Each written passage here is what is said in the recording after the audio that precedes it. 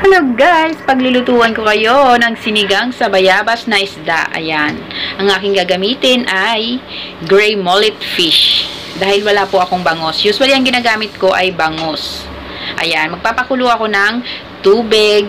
Pero ihahalo ko na yung bayabas at saka yung mga ingredients. Ayan. Ginger at saka sibuyas at kamatis. Ayun. Pagsabay-sabayin ko na siyang pakuluin para mas mabilis. O, diba guys? O, ayan. Dinurog ko yung bayabas kasi mas malasa yung kanyang sinigang. Sarap niyan, guys. Guys, huwag niyong kalilimutan i-share ang aking video at thumbs up na rin para sa mga gustong matutong magluto. Ayan, nag-add ako ng fish sauce. Yan po ay patis para mas malasa. Yan po ay pampatanggal din ng lansa. Ayun. Naglagay din ako ng konting salt nun, ano. Oh, ayan. Habang kumukulo na siya, dahil nadurog na yung lahat-lahat na bayabas, inalo ko na yung isda. Ayan. At saka okra. Anyway, napakabilis maluto ng isda. Kaya dapat sana inuna ko yung okra. Pero okay na yun. Sabay-sabay. Half cook yung okra.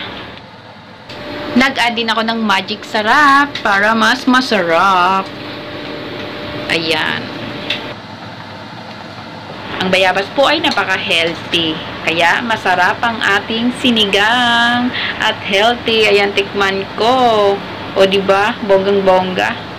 Ayun, naglagay ako ng konting kangkong para may gulay ang aking sinigang sa bayabas. O, diba guys? O, hindi na tayo maghahalo ng kahit na ano pang ingredients dyan. Kasi, yun talaga ang lasa niya. O, diba? Pag naganyan kayo, dapat may luya din para matanggal yung lansa.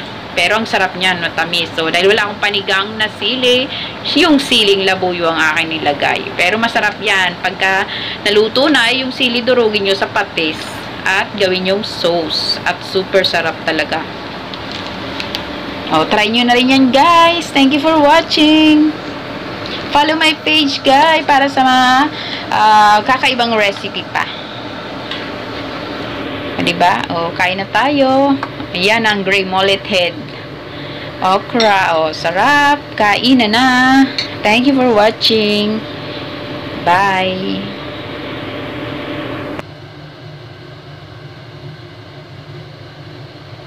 Wow, yummy. Kain na.